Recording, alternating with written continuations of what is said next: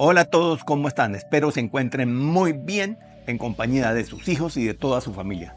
Para los que no me conocen, mi nombre es Luis Martínez Villalba y quiero acompañarlos de hoy en adelante en muchos episodios que pueden ser de gran utilidad para la educación de sus hijos. Para nuestros más de 8,000 seguidores en nuestra cuenta de Instagram Creciendo con tu hijo, les vamos a complementar la información y vamos a profundizar. Pero antes de empezar a profundizar, voy a tocar un tema que es por donde debemos empezar: la comunicación por percepción.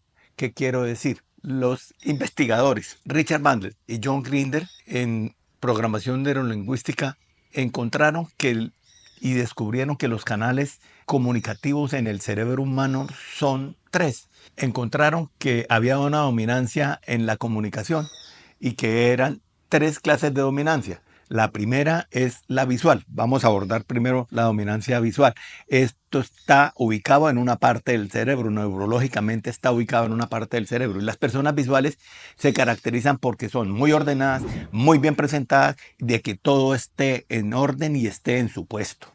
Entonces, esto es dominancia visual. Ustedes podrán, si ahorita hacen una remembranza de personas que son visuales, van a identificarlas totalmente. La siguiente es la auditiva. Son estas personas que preguntan: yo quiero que me repita eso, o yo quiero escuchar eso otra vez, o yo quiero pensar en lo que usted me dijo porque no sé si escuché bien.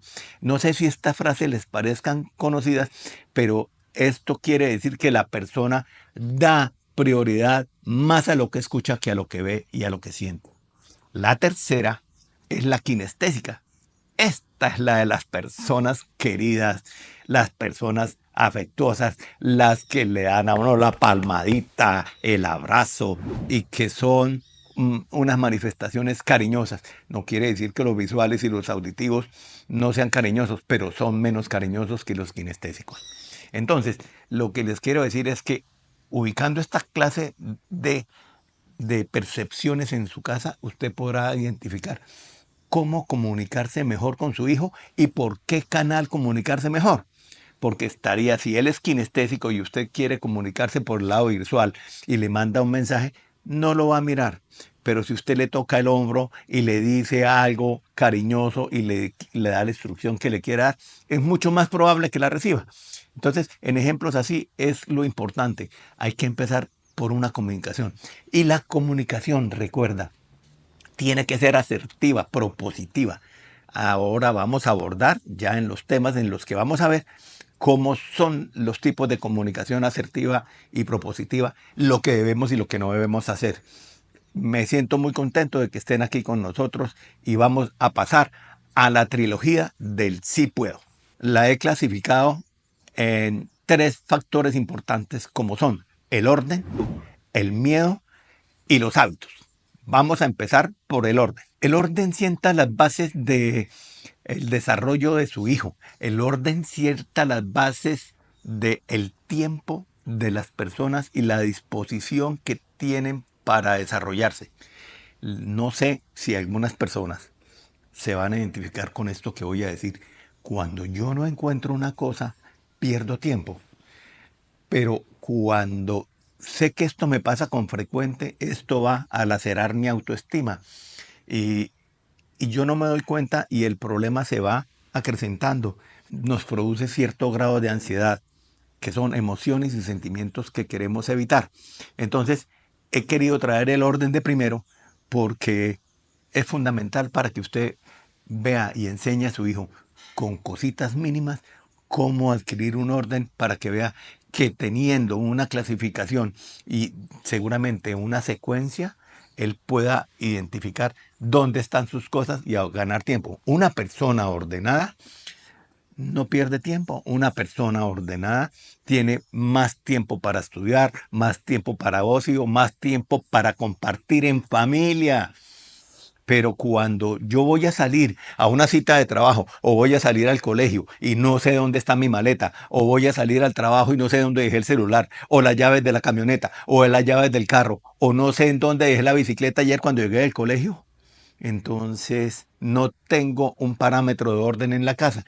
Lo importante es empezar paso a paso, poquito a poquito. Con una cosa se logra la primera y después, lograda la primera, se hace el reconocimiento y se invita a seguir con la segunda. Esto es el orden. Les voy a poner un caso específico. Desarrollando este programa, nosotros tenemos un colaborador que sabe mucho de tecnología y es una gran persona. Se llama Juan Camilo. Juan Camilo, eh, llegamos a contarlo del orden y le di la estrategia que les voy a plantear hoy. Cuando su hijo tiene un escritorio en su casa para estudiar o una habitación para estudiar o una habitación para algo, le, le dije a Juan Camilo en su escritorio, marque con una cinta las cosas como mejor le quede para que usted las saque. De tal forma que cuando usted llegue con la cinta alrededor, ponga el computador donde está, el celular donde está, el micrófono donde debe estar y así sucesivamente todas las cosas que tenga, la libreta, el lapicero, la regla, la cartuchera. Y entonces le dije, haga 3 opciones y tómele foto y después vea cuál es más útil para usted.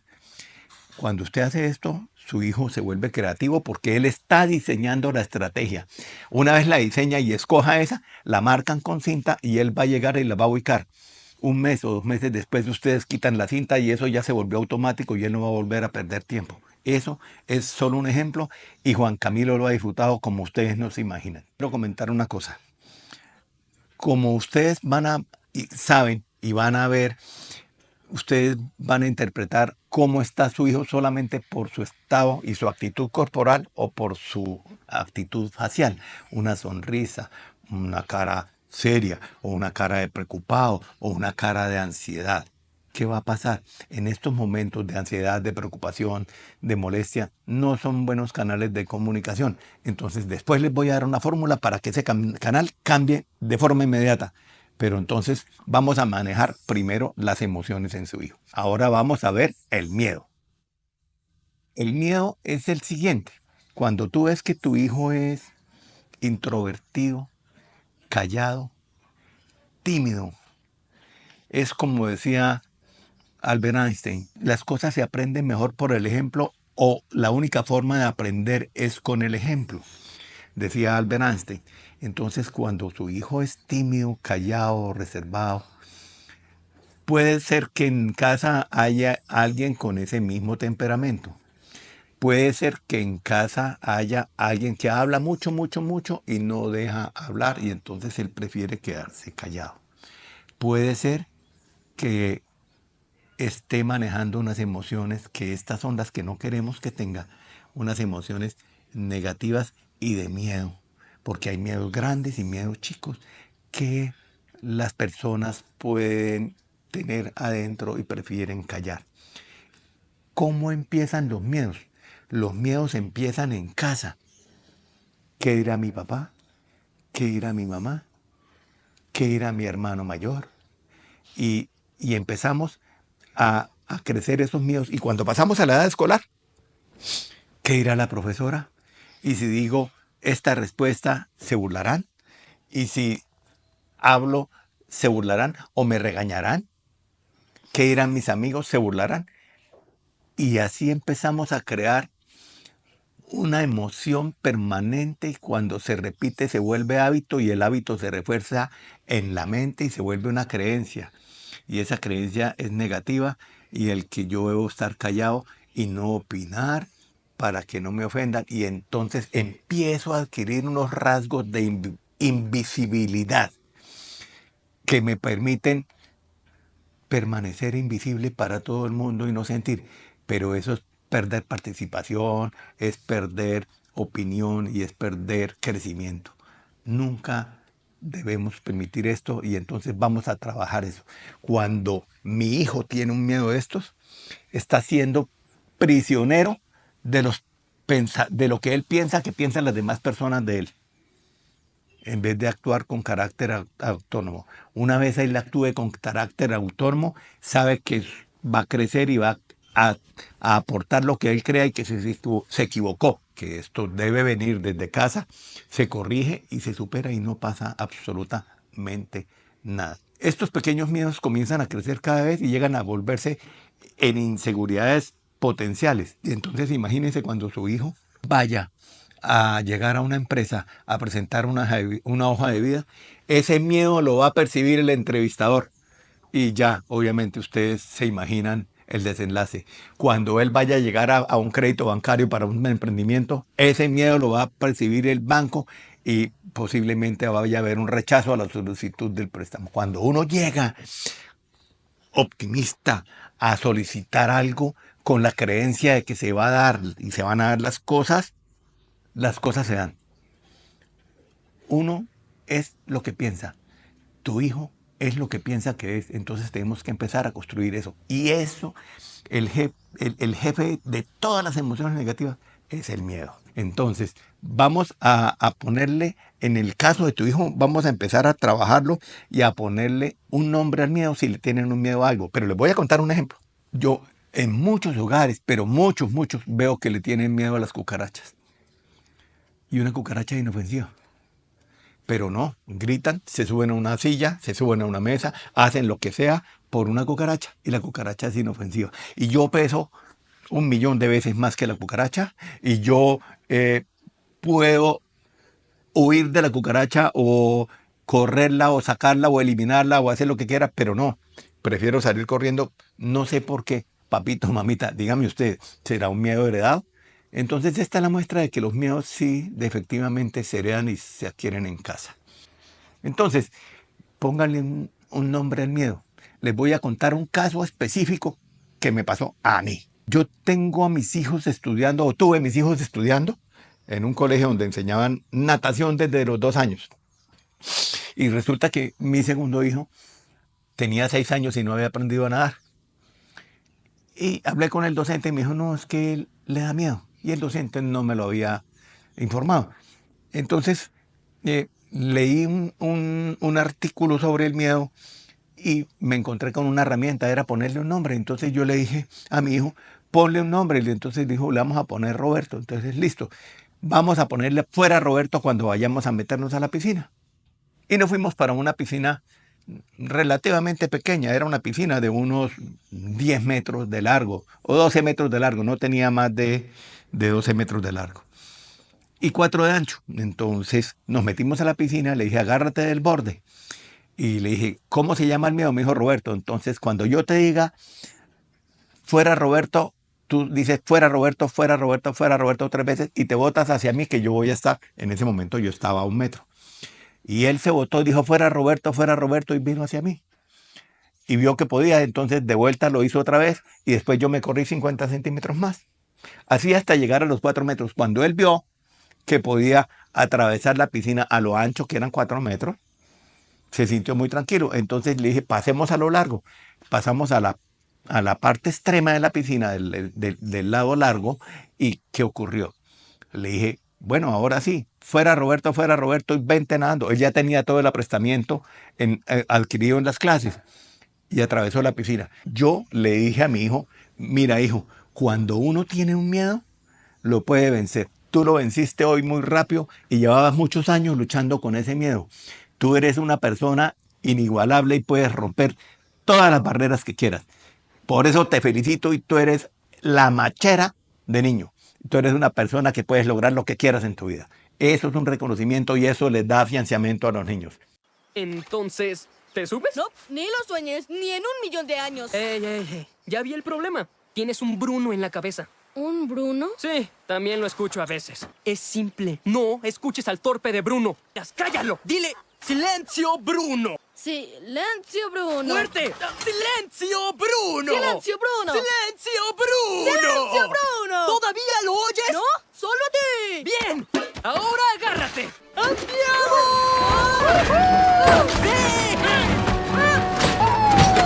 ¡Silencio, Bruno! ¡Silencio, Bruno! ¡Silencio, Bruno! ¡Silencio, Bruno!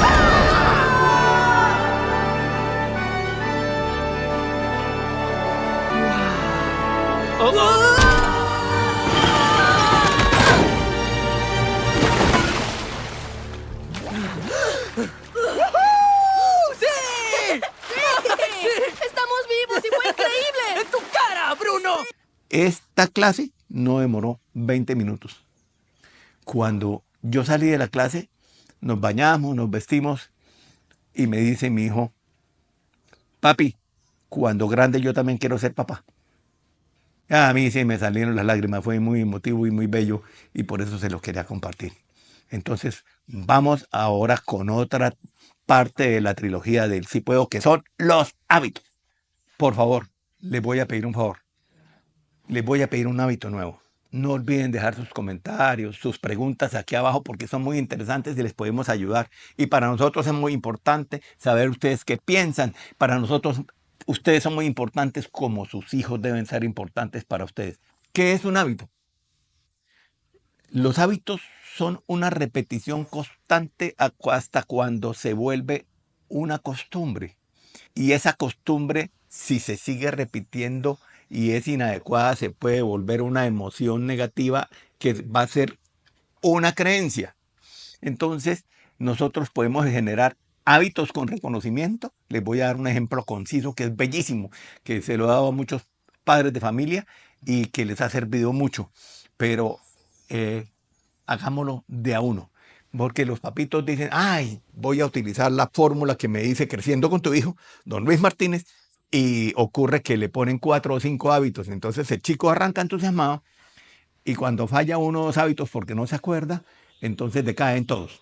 Entonces si hacemos de a uno, hacemos el refuerzo, pasamos a otro, hacemos el refuerzo. Voy a decir, lavarse los dientes.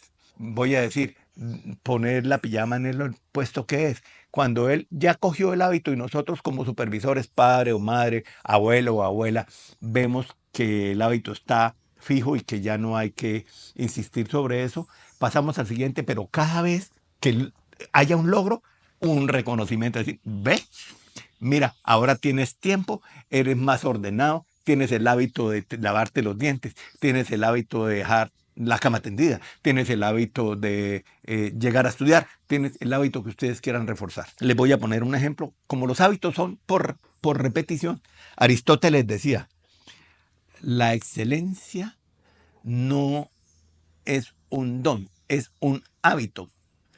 Es un hábito porque se repite, o sea, a la excelencia llegamos después de repetir los procesos que nos han dado a nosotros certeza y verificación de que las cosas son. Y cuando empiezo a repetirlas, vamos a tener la excelencia. ¿Qué quiere decir? Que si tú logras que tu hijo coja hábitos repetitivos y que cada vez sepa que el hábito que quiera adquirir lo puede lograr, va a ser un hijo excelente, como decía Aristóteles. Les voy a poner un ejemplo. Esto lo saqué de un libro que se llama David Shapiro, se llama La inteligencia emocional en los niños de David Shapiro. Supongamos que mi hijo Juan me deja la chamarra o la chaqueta en un puesto que no es el adecuado y la debe dejar en un puesto. Como es por repetición, entonces yo le digo, Juan, mira, vamos a hacer un trato. No, todo pedagógicamente, hacemos un acuerdo. Yo quiero, no quiero que nos disgustemos porque la chaqueta no está o porque tú no la encuentres después porque nunca sabes dónde la dejas. Entonces, vamos a hacer una cosa. El puesto es encima de la silla que está a la derecha de la cabecera de tu cama. Listo, mamá, hacemos el trato. Bueno, vamos a ver si eres capaz. Vamos a empezar el reto. Entonces llegó el chico del colegio, dejó la chamarra en otra parte y entonces le dices, Juan, ven para acá, empieza la clase. ¿Y cómo es, mamá? Dice, entras, deja la chamarra en la silla y vas al puesto y después vuelves a salir, vuelves a entrar, vuelves a dejar la chamarra en la silla, así 3 veces. Entonces el chico va y lo hace y dice, bueno, listo, mamá, a la próxima vez que Juan deje la chamarra o la chaqueta en otra parte, entonces le dice, Juan, ahora lo vamos a hacer 5 veces. Y hacemos y repetimos la rutina. Entonces estamos repitiendo para que se forme un hábito. Lo hacemos 5 veces y la dejó. Resulta que Juan estaba muy olvidadizo y llegó muy emocionado del colegio y dejó la chamarra en un puesto inadecuado. ¿Qué hicimos? Entonces, Juan, qué pena, llegaste contento, nos alegra que estés feliz, pero vamos a hacer el tratamiento de la chamarra. Entonces ahora son 10 veces y la próxima vez son 15. Entonces Juan va a hacer la chamarra 10 veces, o 7, o 8. Les garantizo que cuando sepa que la próxima vez son 15, dicen, no, yo entro y dejo, lo primero que va a llegar a la casa es dejar la chamarra en el puesto porque no quiero que mi mamá me ponga a entrar y a salir de la casa y dejar la chamarra o la chaqueta en el puesto de la silla al lado de la cama. Eso es una manera de lograr, y eso lo tiene David Shapiro en la inteligencia emocional para los niños. Se lo recomiendo, funciona. Los padres de mi familia me dicen funciona a las mil maravillas. Me ha encantado. Por favor, dejen las notas, experimenten las 3 experiencias que les dije y déjenme las notas. Un feliz día para todos ustedes. Muchas gracias.